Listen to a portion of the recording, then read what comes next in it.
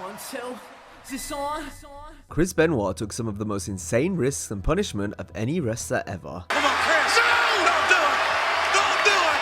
No! From the top of the cage! Today we're going to cover many of these moments in a special case study, not in an attempt to glorify Benoit in any way, but instead to show the lengths a wrestler can go in the ring and the resulting long-term negative effects that can come from this, specifically when it comes to head and neck injuries. Count at 3! Oh my God! For the love of God, the man's skull! This is a series of clips of the hardest hits, biggest bumps, and worst injuries Chris Benoit suffered throughout his career that we've compiled into one video. In almost every Benoit match, no matter the setting, you'll find a dangerous spot or bump that goes beyond the point of being safe. Even if Chris avoided injury after taking a rough bump, the risk was just not worth it. As is typically the case in wrestling, it may not be one particular bump or fall that causes the most damage. It's the accumulation of it all over the years, and in Benoit's case, decades. So imagine the effect that this had on a wrestler like Chris, someone who left it all in the ring every night, working a high intensity style where he made everything look real with no exceptions. Just look at the way Benoit delivered a superplex in his WCW days. This was a move he wasn't even on the receiving end of, yet Chris would over-rotate and nearly fold himself like an accordion. But Benoit's one step ahead! And Benoit hit the back of his head that time. Malenko up with him now. He's got him up top. Oh my goodness! Quickly to the top of Superplex! The pugnacious, the tenacity of Benoit, the idiocy. That's how he got those 25 minutes. Superplex! The Bret Hart sternum first turnbuckle bump was also a recurring spot in Benoit's matches. Bret has spoken about how this was always one of the hardest bumps he would take in a match. It was done in a way to give back to whoever he was wrestling. And just like the Hitman, Chris attacked the buckle with great force each time. Got him again, Benoit. Again! Oh man.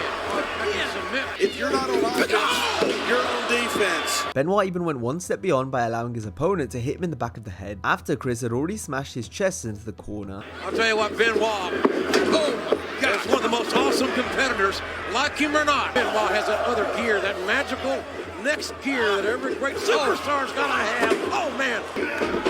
Oh, there you go. We're gonna back him to the shot. Kicked right to the back of the head. Benoit could never phone it in. Everything had to be intense, physical, and for real. At least on the superplex and turnbuckle spot, Benoit had full control over how he took the bump, unlike the occasions where opponents dropped Chris on his head. These might seem like close calls where Benoit narrowly avoided serious injury, but as we've already stated, bumps and hard landings like these all add up over the course of a career. Benoit walking in front of you, then this black cat. Oh my goodness! Oh! Yes! With a man like the Barbarian. Oh! He could have broke both his knees. Oh my goodness. Look at this! Good God, look at the power. Oh man! My God! Right on his head! And Mark Leonard right on his head. It's gonna be a gorilla press. Oh my God! Oh man! Another one! Oh damn! And Benoit would close to the spine. Oh my God! And Benoit knocked off the apron. Remember the surgically repelled neck. The bump that ultimately gave Chris one of the worst injuries of his career occurred at King of the Ring 2001. It happened during a move Benoit regularly performed, a back suplex from the top rope. This occurred a month after Chris previously hurt his neck during a TLC match on SmackDown. The back superplex is always going to be a tough spot to take no matter what, but the accumulation factor and constant wear and tear while going full throttle every night meant this bump was the straw that broke the camel's back. Oh man!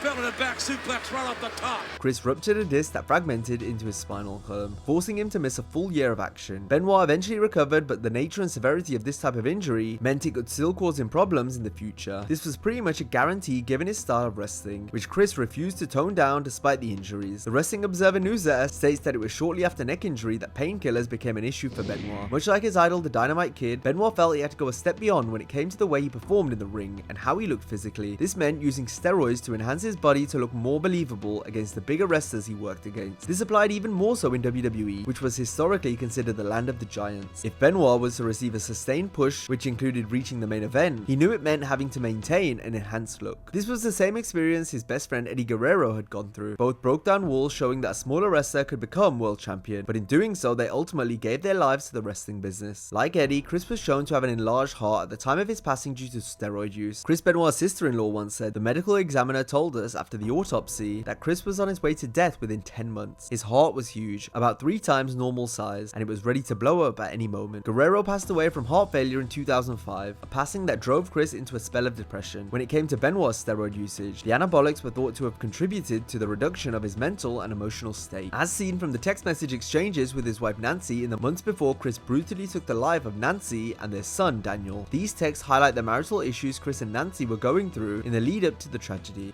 And my words to Chris at that time were, Chris, you're a very accomplished wrestler. You have the ability to go in and wrestle. Why are you doing these things? And his response to me at the time was, Dad, if I want a job, I have to. Chris Benoit asked for time off last year, 4 months. He was given 4 months off. But what anybody wants to say, if he had any problems, he could have taken care of them in those times. He could have asked for help. If he chooses not to ask, there's nobody else can help him. There's no correlation between taking steroids and what happened to Chris Benoit. Human beings are flawed. After then taking his own life, Benoit was shown to have a brain resembling that of an 85-year-old Alzheimer's patient. This makes footage of Chris receiving blows directly to the head very uneasy to watch. That is why they call it a high-risk maneuver. Drove his face into the mat again. Benoit hits the ropes, ducks low. Boy, did he planning that time, guys. Man, what a reverse elbow. These men know each other so well. Did you hear the headbutt? Sick. Look at these headbutts now. Look at this. Vicious. Oh, my God. Both men are bleeding. Both men are bleeding. Oh, my God. This could be career-ending move here. Oh, my God. The moonsault. Kevin's best he could. Yes, look at this. Oh, suicide dive. Head first by Benoit. Throughout his career, Benoit suffered countless undiagnosed concussions. It's been said by concussion experts that this would have played a role in what happened later, due to how the head trauma and brain damage contributed to the decline of Benoit's mental state. After his passing, Chris was shown to have been suffering from a severe case of chronic brain disorder known as CTE. They went on to say that Benoit's brain was the worst that they'd ever seen. Opponents such as Kevin Thorne and MVP revealed that in his final months, Benoit had memory issues. Chris had difficulties traveling, so chose to call everything in the ring instead. Unprotected steel chair shots were surely one of the leading causes of concussions in wrestling, and unfortunately, Chris was on the receiving end of some vicious ones. And who is that laying face first on the outside? Benoit is out.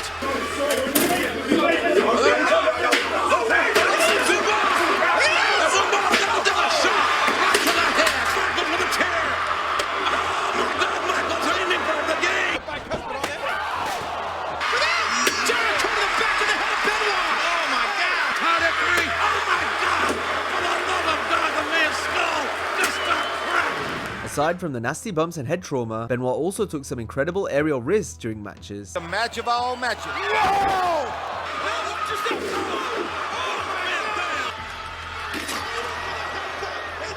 His signature dive to the outside resulted in numerous wicked landings to the floor. He could see things that would happen before they happened. Benoit with the 4 on his tights, strongly representing the horseman. How about that? Suicide dive. What? He didn't see it because oh no! Did you hear that? Did you hear that? Oh. Did you hear that?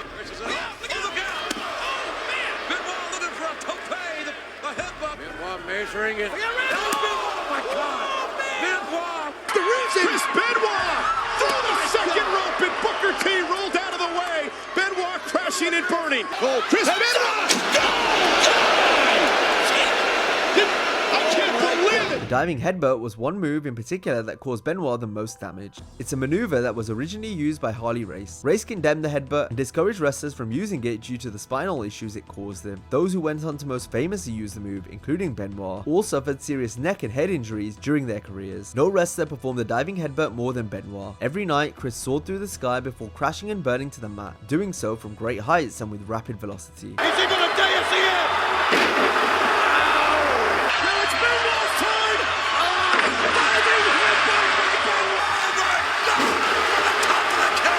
Many of Benoit's landings were brutal. He would come down in different ways each time, slamming his head on different parts of his opponent's body, or God forbid, a weapon. Chris Benoit! And Benoit! Oh my God, Benoit! The knees! Beautiful! Oh, man! What a counter! Burke gets the knees up right into the skull! He is going to ring his bell. Oh! That's what it is! Diving headbutt into the back! John Robinson with the the head of Raven. Look at this adjustment. That may have been it. The referee saw that. What will be the new champion? The champion wisely. But even if Chris landed without quote-unquote issue, there was no way to do this move safely. Turnbuckle. Look at taking a chance. Oh! What's this gonna do? Benoit at the top. High risk. Oh, save for the Dynamite Kid, but throwing headbutt. It was a mini car crash every single time. Rippler is perched on the neutral turnbuckle. Oh, and he missed. Went for the diving headbutt off the top rope. Vicky screaming at Benoit. And the headbutt as Chavo rolled out of the way. Place his body again. Flying headbutt. Nobody home. After breaking his neck in 2001, Benoit was advised to stop doing the headbutt once he returned. Chris refused, stating it was a key piece of his identity in the ring. On the top of the block. Oh! Jericho avoided the headbutt.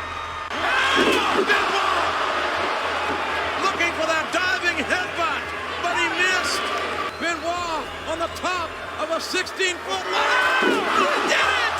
A death-defying leap. Benoit gave his life to pro wrestling, but in the end, he cruelly took two others with him who didn't have a choice in Nancy and Daniel. Chris Benoit's story is a cautionary tale. You can dedicate your life to pro wrestling, but it should never be at the cost of your own and the people closest to you. For ultimately, it's the life you live outside the ring that matters most.